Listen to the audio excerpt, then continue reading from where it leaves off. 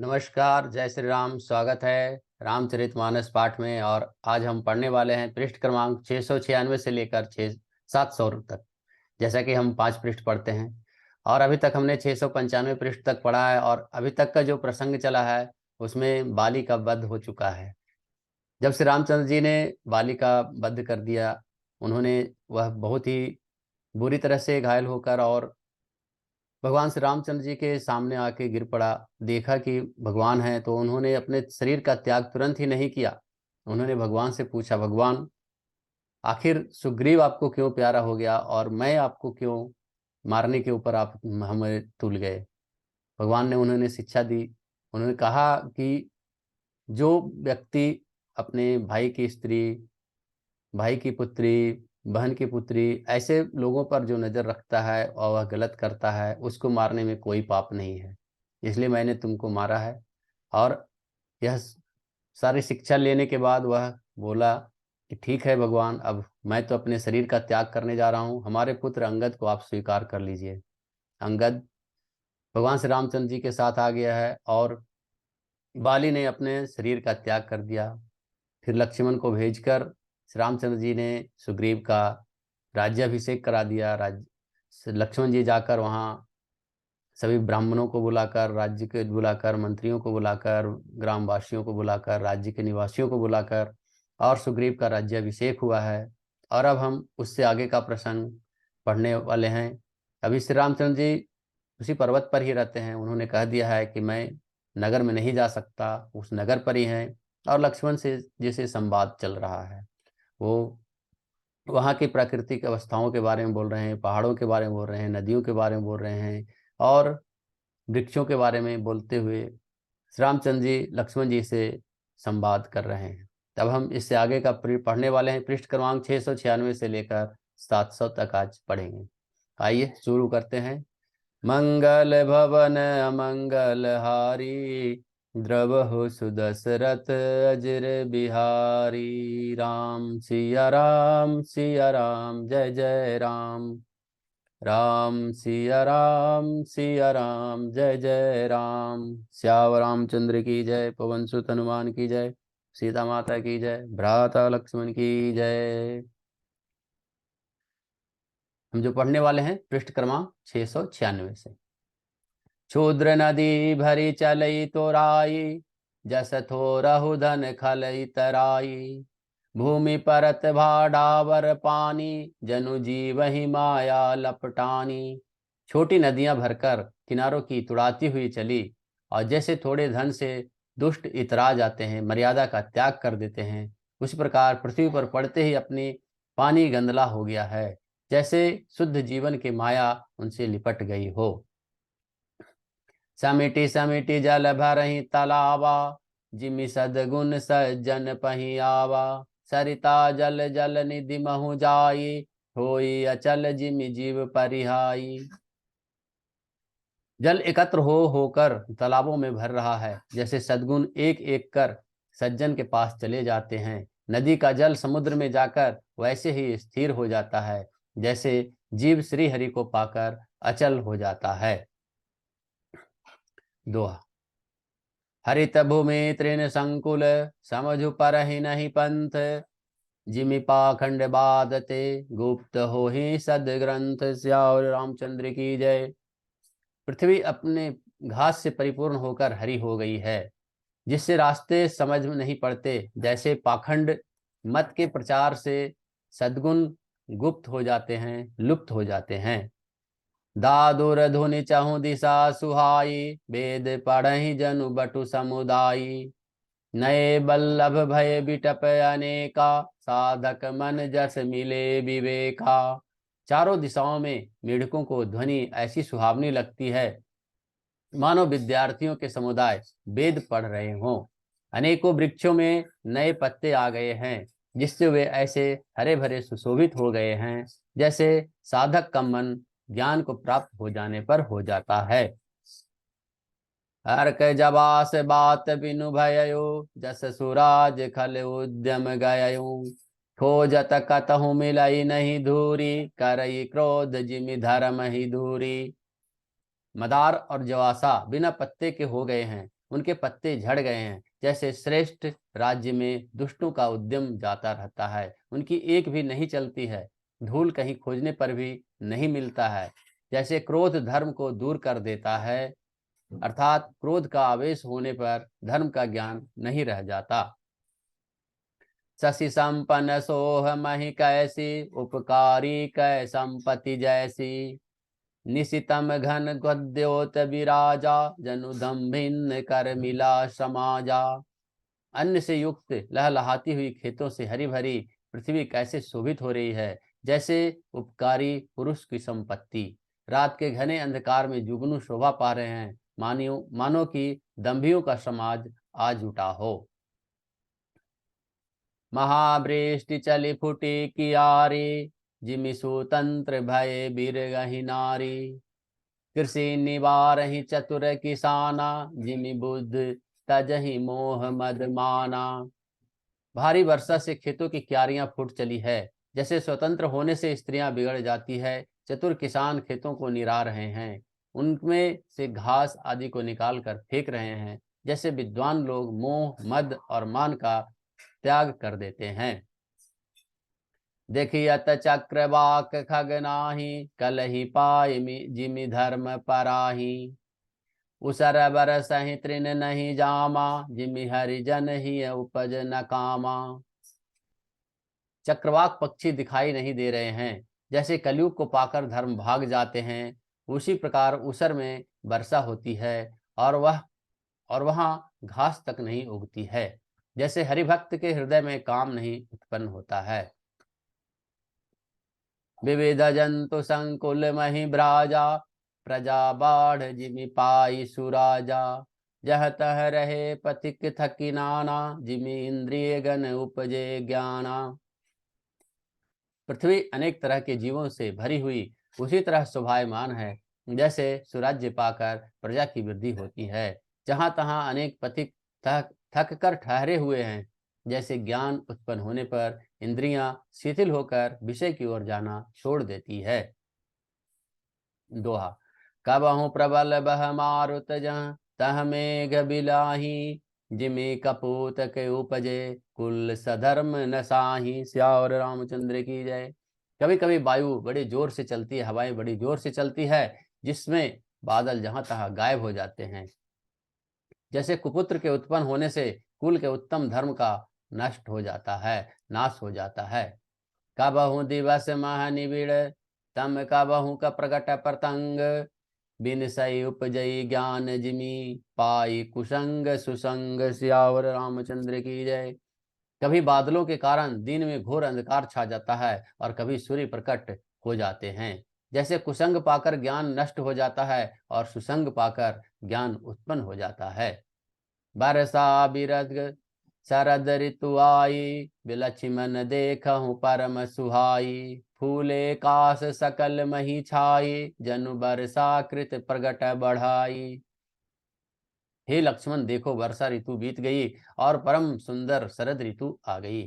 फूले हुए काश से सारी पृथ्वी छा गई है, मानो वर्षा ऋतु ने काश रूपी सफेद बालों के रूप में अपना बुढ़ापा प्रकट किया है। उदित अगस्ति पंथ जल सोसा, जिमि लो वही सो सही संतोषा। चरिता सर निर्मल जह सोहा, संत हृदय जस गत मद सोहा। अगस्त्य के तोड़ने से उदय होकर मार्ग को जल को सोख लिया है, जैसे संतोष लोभ को सोख लेता है। नदियां और तालाबों का निर्मल जल ऐसी शोभा पा रहा है, जैसे मद और मोह से रहित संतों का हृदय होता है। रस रस सुख सरित सर पानी, ममता त्याग करहि जिमि ज्ञानी। जानि शरद ऋतु खंजन आए, पाई समय जिमि सुकृत सुहाए। नदी और तालाबों का जल धीरे धीरे सूख रहा है, जैसे ज्ञानी विवेकी पुरुष ममता का त्याग करते हैं। शरद ऋतु जानकर खंजन पक्षी आ गए हैं, जैसे समय पाकर सुंदर सुकृत आ जाते हैं, यानी पुण्य प्रकट हो जाते हैं। पंक नरेनु सोअसी धरनी, नीति निपुण नृप कै जसी करनी। जल संकोच विकल भई मीना, अबुध कुटुम्बी जिमि धनहीना। न कीचड़ है न धूल है। इससे धरती निर्मल होकर ऐसी शोभा दे रही है जैसे नीति निपुण राजा की करनी। जल के कम से हो जाने से मछलियां व्याकुल हो रही है, जैसे विवेक शून्य मूर्ख गृहस्थ धन के बिना व्याकुल होता है। बिनु घन निर्मल सोह आकाशा, हरिजन इव परिहरि सब आशा। कहूँ कहूँ वृष्टि सारदि थोरी, को एक पाव भगत जिमि मोरी। बिना बादलों का निर्मल आकाश ऐसे शोभित हो रहा है जैसे भगवत भक्त सब आशाओं की को छोड़कर सुशोभित होते हैं। कहीं कहीं बिरले ही स्थानों में शरद ऋतु की थोड़ी थोड़ी वर्षा हो रही है, जैसे कोई बिरले ही भक्ति पाते हैं। दोहा। चले हरषित जि नगर नृप, तापस बनिक भिखारी। जिमि हरि भगति पाई श्रम, तजहि आश्रम चारी। सियावर रामचंद्र की जय। शरद ऋतु पाकर राजा, तपस्वी, व्यापारी और भिखारी क्रमशः विजय, तप, व्यापार और भिक्षा के लिए हर्षित होकर नगर छोड़कर चले। जैसे श्री हरि की भक्ति पाकर चारों आश्रम वाले नाना प्रकार के साधन रूपी श्रमों का त्याग कर देते हैं। सुखी मीन जय नीर अगाधा, जिमि हरि शरण नए कौ बाधा। फूले कमल सोह सर कैसा, निर्गुण ब्रह्म सगुण भय जैसा। जो मछलियां अथाह जल में हैं वे सुखी है। जैसे श्रीहरि के शरण में चले जाने पर एक भी बाधा नहीं रहती। कमलों के फूलने से तालाब कैसे शोभा दे रही है, जैसे निर्गुण ब्रह्म सगुण होने पर शोभित हो जाता है। गुंजत मधुकर मुखर अनूपा, सुंदर खगरब नाना रूपा। चक्रबाक मन दुख निसिपेखी, जिमि दुर्जन पर संपत्ति देखी। भौरे अनुपम शब्द करते हुए गूंज रहे हैं, जैसा पक्षियां नाना प्रकार के सुंदर शब्द से गूंज रहे हैं। रात्रि देखकर चकवे के मन में वैसे ही दुख हो रहा है जैसे दूसरों की संपत्ति देखकर दुष्टों को होता है। चातक रटत त्रिसाति होई, जिमि सुख लय न शंकर द्रोही। सरदा तपनिसि शशि अपरहि, संत दरस जिमि पातक टरही। पपिहा रट लगा रहे हैं, उनको बड़ी प्यास है, जैसे श्री शंकर जी का द्रोही सुख नहीं पाता, सुख के लिए खींचता रहता है।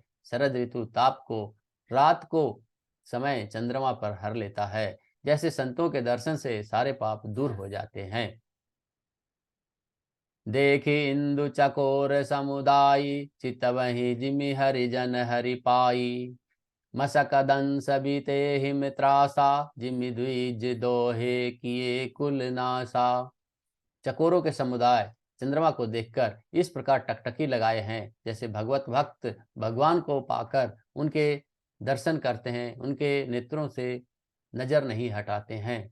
मच्छर और डास जोड़े के डर से इस प्रकार नष्ट हो गए, जैसे ब्राह्मण के साथ बैर करने से कुल का नाश हो जाता है। दोहा।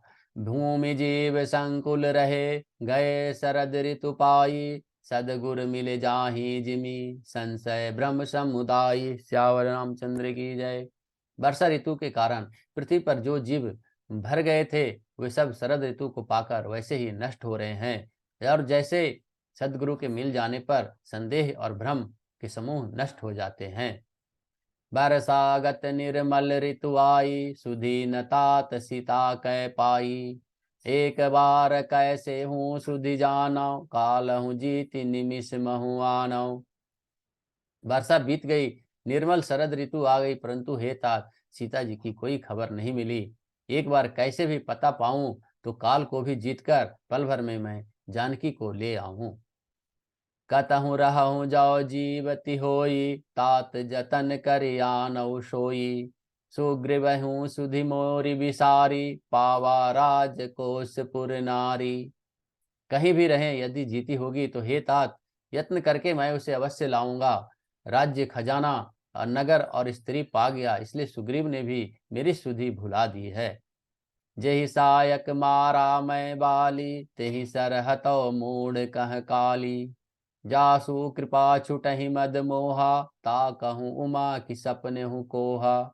जिस बाण से मैंने बाली को मारा था, उसी बाण से कल उस मूढ़ को मारूं। शिव जी कहते हैं कि हे उमा, जिनकी कृपा से मद और मोह छूट जाता है, उनको कहीं स्वप्न भी क्रोध हो सकता है, स्वप्न में भी क्रोध हो सकता है, और यह तो लीला मात्र है। जानहि यह चरित्र मुनि ज्ञानी, जिन रघुवर चरण रति मानी। लक्ष्मण क्रोधवंत प्रभु जाना, धनुष चढ़ाई गए कहवाना। ज्ञानी मुनि जिन्होंने श्री रघुनाथ जी के चरणों में प्रीति मान ली है, यानी प्रीति जोड़ ली है, वे ही इस चरित्र के, इस लीला रहस्य को जानते हैं। लक्ष्मण जी ने जब प्रभु को क्रोध युक्त जाना, तब उन्होंने धनुष चढ़ाकर बाण हाथ में ले लिए। दोहा। तब अनुजहि समुझावा, रघुपति करुणा सियु। भय दिखाई ले आवहु, तात सखा सुग्रीव। सियावर रामचंद्र की जय। तब दया की सीमा श्री रघुनाथ जी ने छोटे भाई लक्ष्मण जी को समझाया कि हे तात, सखा सुग्रीव को केवल भय दिखलाकर ले आओ, उसे मारने की बात नहीं है। यहाँ पवन सुत हृदय विचारा, राम काजु सुग्रीव विसारा। निकट जाई चरनिन सिर नावा, चारहु विदित ही कहु समझावा। यहाँ किष्किंधा नगरी में पवन कुमार श्री हनुमान जी ने विचार किया कि सुग्रीव ने श्री राम जी के काम को भुला दिया है, कार्य को भुला दिया। उन्होंने सुग्रीव के पास जाकर चरणों में सिर नवाया, साम दाम दंड भेद चारों प्रकार की नीति कहकर श्री हनुमान जी ने सुग्रीव जी को समझाया। सुनि सुग्रीव परम भय माना, विषय मोर हरि लीन्हु ज्ञाना। अब मारुत सूत दूत समूहा, पठबहु जह तह बानर जूहा। हनुमान जी ने वचन सुनकर सुग्रीव ने बहुत ही भय माना और कहा, विषयों ने मेरे ज्ञान को हर लिया। अब हे पवन सुत, जहां तहां बानरों के युद्ध रहते हैं, वहां दूतों के समूह को भेजो। कहु पाक महु आव न जोई, मोरे करता कर बध होई। तब हनुमंत बुलाए दूता, सब कर करी सन्मान बहुता। और कहला दो कि एक पखवाड़े में 15 दिनों में जो न आ जाएगा, उसका मेरे हाथों वध होगा। तब हनुमान जी ने दूतों को बुलाया और सबका बहुत सम्मान करके भय अरु प्रीति नीति दिखराई, चले सकल चरण निसिर नाई। यही अवसर लक्ष्मण पुर आए, क्रोध देखि जह तह कपि धाये। सबको भय प्रीति और नीति दिखलाई, सब बंदर चरणों में सिर नवाकर चले। इसी समय लक्ष्मण जी नगर में आए, उनका क्रोध देखकर बंदर जहां तहां भागे। दोहा। धनुष चढ़ाई कहा तब, जारी करौ पुरचार। व्याकुल नगर देखी, तब आयु बालि कुमार। सियावर रामचंद्र की जय। तदंतर लक्ष्मण जी ने धनुष चढ़ाकर कहा कि नगर को जलाकर अभी राख कर दूंगा। तब नगर भर को व्याकुल देखकर बालीपुत्र अंगद जी उनके पास आए। आज हमने पृष्ठ क्रमांक 696 से 670 तक पढ़ा है और आज की कथा यहीं समाप्त होती है। आज कथा इतनी भयो सुनो वीर हनुमान। सियावर रामचंद्र की जय। पवन सुत हनुमान की जय। सीता माता की जय। भ्राता लक्ष्मण की जय। मंगल भवन अमंगल हारी, द्रबहु सुदशरथ अजर बिहारी। राम सिया राम, सिया राम, जय जय राम। राम सिया राम, सिया राम, जय जय राम। जय श्री राम, जय श्री राम, जय श्री राम।